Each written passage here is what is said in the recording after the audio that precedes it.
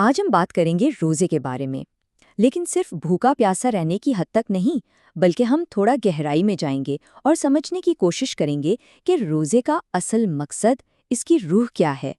اچھا، تو اس بات کو سمجھنے کے لیے سب سے پہلے ایک بہت ہی بنیادی سوال سے شروعات کرتے ہیں۔ کبھی سوچا ہے کہ کیا روزہ بس بھوکا پیاسا رہنے کا نام ہے، یا پھر اس کے پیچھے کوئی بہت بڑا، کوئی گہرا مقصد بھی ہے؟ یہی وہ سوال ہے جس کا جواب آج ہم مل کر تلاش کریں گے۔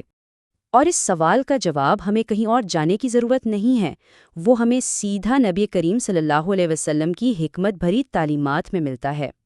دیکھیں، صرف ایک حدیث مبارکہ جو روزے کے اصل مقصد کو اتنا واضح کر دیتی ہے کہ وہ ہمارے لیے ایک مستقل رہنمائی بن جاتی ہے۔ تو آئیے اس حدیث کو سنتے ہیں۔ رسول اللہ صلی اللہ علیہ وسلم نے فرمایا، من لم یدع قول الزور والعمل به فلیس للہ حاجۃ فی ان یدع طعامہ وشرابہ۔ اب اس کا مطلب کیا ہے؟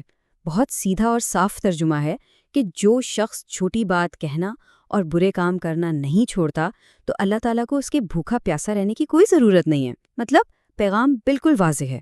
تو دیکھیں، یہاں سے سب سے اہم بات جو سامنے آتی ہے وہ یہ ہے کہ روزہ صرف بھوک پیاس کا امتحان نہیں، بلکہ یہ ہمارے کردار کو، ہماری شخصیت کو سنوارنے کا ایک بہت بڑا، ایک طاقتور ذریعہ ہے۔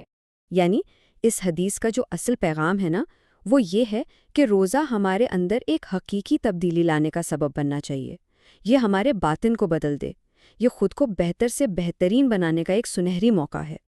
اور یہ حدیث ہمیں بالکل صاف صاف بتاتی ہے کہ کن چیزوں پر کام کرنے کی ضرورت ہے، ہماری بات چیت کیسی ہے، ہمارے اخلاق کیسے ہیں، اور ہمارا پورا کردار کیسا ہے۔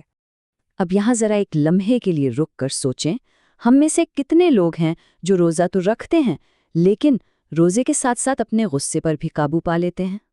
یاد رکھیں، اصل میں کامیاب روزہ وہی ہے جو ہماری زندگی میں کوئی پائیدار، کوئی مستقل تبدیلی لے آئے۔